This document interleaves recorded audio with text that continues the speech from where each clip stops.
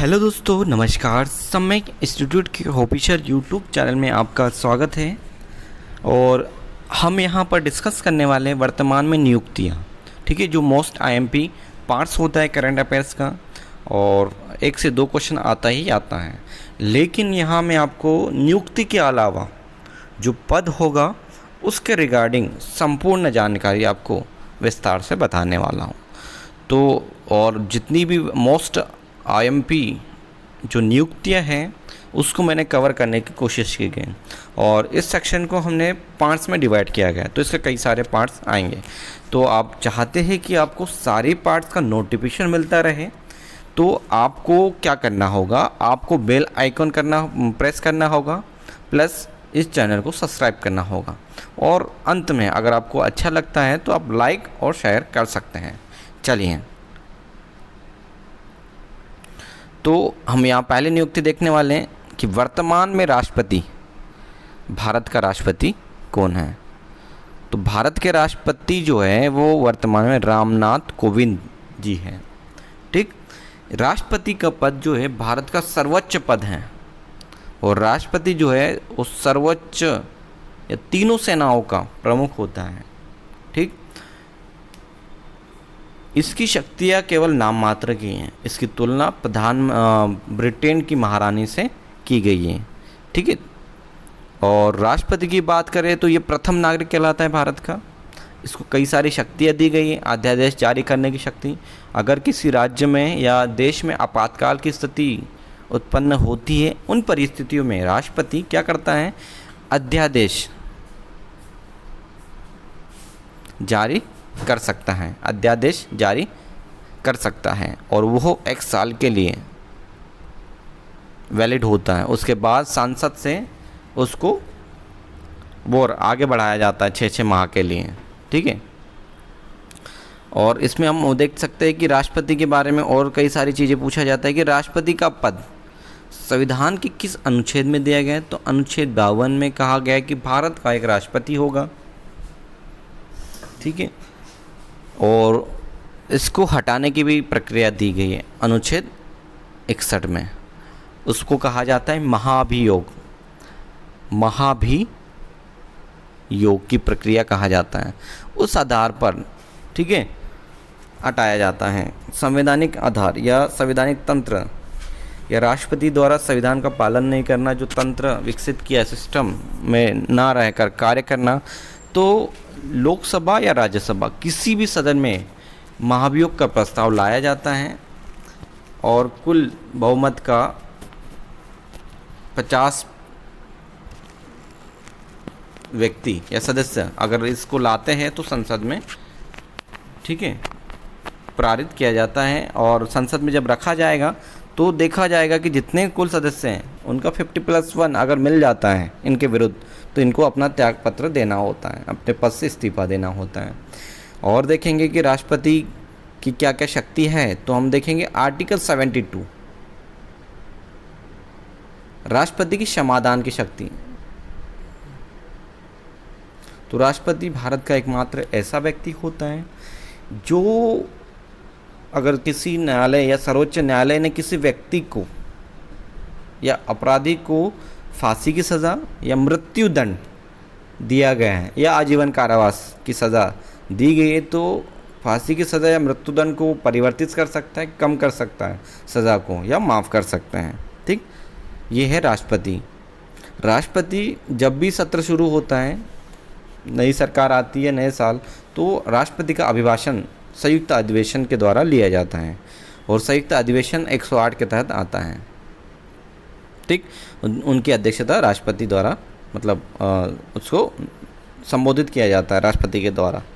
राष्ट्रपति को हम देखेंगे आपातकाल की शक्तियाँ भी उसको दी गई हैं। आर्टिकल 356 है राष्ट्रपति शासन, 350 राष्ट्रीय आपातकाल, और वित्तीय आपातकाल 360 के तहत दी गई हैं। ठीक, चलिए, एक शक्ति और है राष्ट्रपति की, मुख्य न्यायाधीश।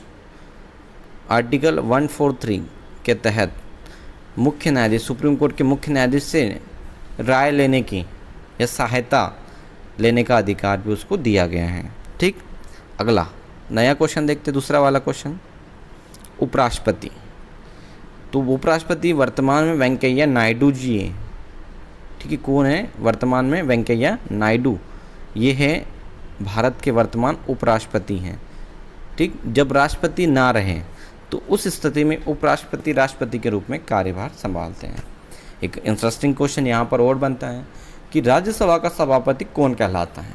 तो राज्यसभा का सभापति हमेशा जो व्यक्ति भारत का उपराष्ट्रपति बनता है वही व्यक्ति राज्यसभा का सभापति डायरेक्ट कहला जाता है। वो सभापति के रूप में कभी शपथ नहीं लेता है। एक सवाल और कि राष्ट्रपति या उपराष्ट्रपति को शपथ कौन दिलाता है? तो राष्ट्रपति को शपथ जो है सर्वोच्च न्यायालय के मुख्य न्यायाधीश, तो सुप्रीम कोर्ट होगा उसके मुख्य न्यायाधीश उन्हें शपथ दिलाते हैं राष्ट्रपति को, और उपराष्ट्रपति को राष्ट्रपति शपथ दिलाता है। ठीक, चलिए ये राज्यसभा की बात करें, यहाँ राज्यसभा से भी क्वेश्चन आता है।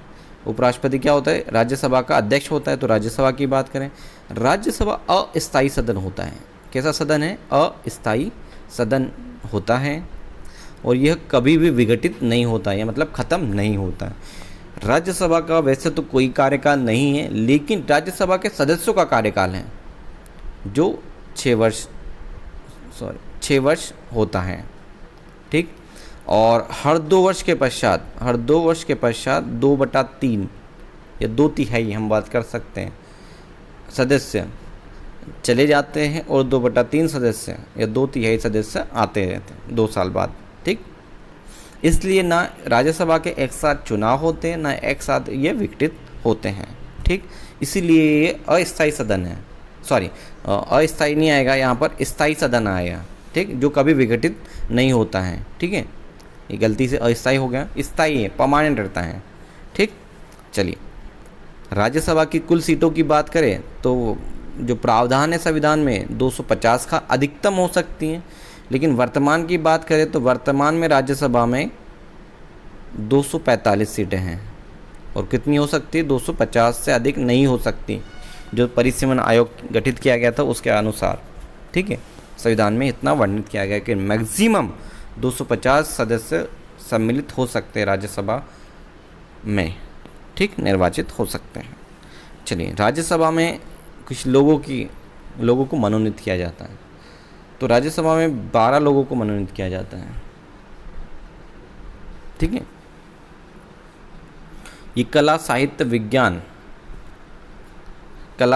विज्ञान और खेल जगत से इनकी नियुक्ति की जाती है। ठीक, चलिए अगला क्वेश्चन देखते हैं। अगला है उपसभापति। तो उपसभापति किसका? तो राज्यसभा का उपसभापति कौन है? तो हरिवंश नारायण सिंह वर्तमान में उपसभा के सभापति हैं, राज्यसभा के उपसभापति हैं। चलिए अगला क्वेश्चन देखते हैं, इसमें ज़्यादा दिमाग नहीं लगाना है। अगला सवाल है प्रधानमंत्री। बहुत आईएमपी पद होता है, और राष्ट्रपति से ज़्यादा शक्तियाँ प्रधानमंत्री के पास हैं। भारत की जो लोकतंत्र व्यवस्था है उसमें जो प्रधानमंत्री सर्वाधिक शक्तिशाली है भारत में, राष्ट्रपति के कंपेयर करें तो। चलिए, तो वर्तमान में नरेंद्र दामोदर दास मोदी जी जो है भारत के प्रधानमंत्री हैं। ठीक, प्रधानमंत्री की बात करें तो प्रधानमंत्री का पद वैसे तो किसी आर्टिकल में नहीं दिया गया कि पर्टिकुलर इनका विशेष रूप से नहीं बताया गया, लेकिन अनुच्छेद 75 में, ठीक है, अनुच्छेद 75 में प्रधानमंत्री और मंत्री परिषद की नियुक्ति राष्ट्रपति करेगा, की नियुक्ति दी गई है राष्ट्रपति की सहायता के लिए। ठीक है, ओके। तो इस बार एक बार उल्लेख किया गया है प्रधानमंत्री का। ठीक, प्रधानमंत्री ये वास्तविक रूप से शक्तिशाली होता है राष्ट्रपति से बात करें। यह जो होता है ये लोकसभा का बहुमत दल का जो नेता होता है वो ही प्रधानमंत्री बन सकता है। ठीक,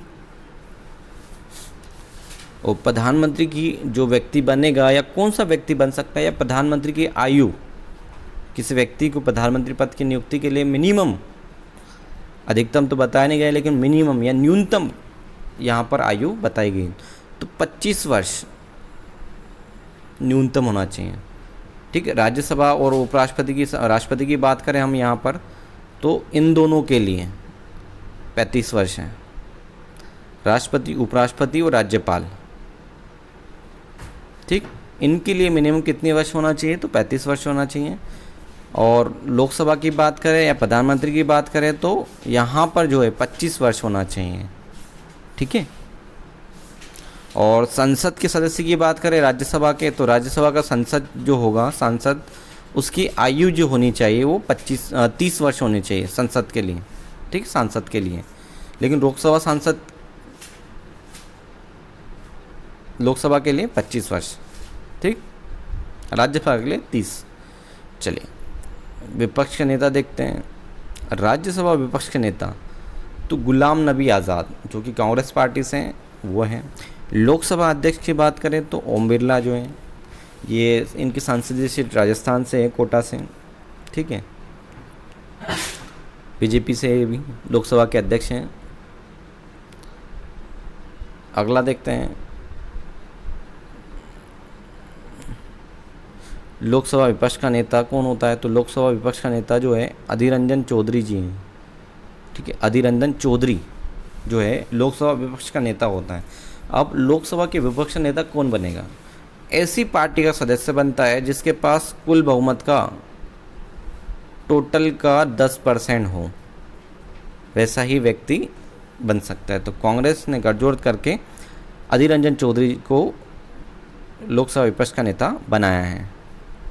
चलिए आगे देखते हैं नीति आयोग, ठीक है। नीति आयोग से भी सवाल बनता है कि नीति आयोग के अध्यक्ष कौन होता, तो अध्यक्ष जो भारत का प्रधानमंत्री होगा हमेशा, ठीक, जो भी व्यक्ति होगा, वर्तमान में नरेंद्र मोदी हैं।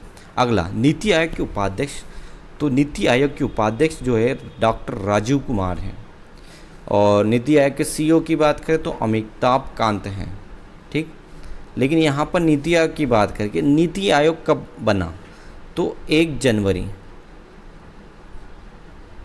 2015 में नीति आयोग का गठन किया गया। नीति आयोग किस संस्था के स्थान पर लाया गया, तो योजना आयोग के आधार स्थान पर नीति आयोग को लाया गया। पहले कौन सी थी, पहले योजना आयोग थी, योजना आयोग हुआ करता था, ठीक है, जिसका गठन 1952 में हुआ था। लेकिन 2014 के बाद जब मोदी की सरकार, बीजेपी सरकार आती है, तो उनके द्वारा योजना आयोग को परिवर्तित करके नीति आयोग, जो कि योजना आयोग का अपग्रेड हम कह सकते हैं, लाया गया है। चलिए भारत के अगला क्वेश्चन है कि भारत के सॉलिसिटर जनरल तुषार मेहता है, ठीक है, तुषार मेहता जो है भारत के सॉलिसिटर जनरल हैं। अगला है भारत का मुख्य न्यायाधीश, आपको याद रखना है कि मुख्य न्यायाधीश सुप्रीम कोर्ट का, तो एन.वी. रमन्ना, ठीक है, इन्होंने हाल ही में 23 मार्च को भारत के मुख्य न्यायाधीश के रूप में शपथ ली है। चलिए अगला क्वेश्चन,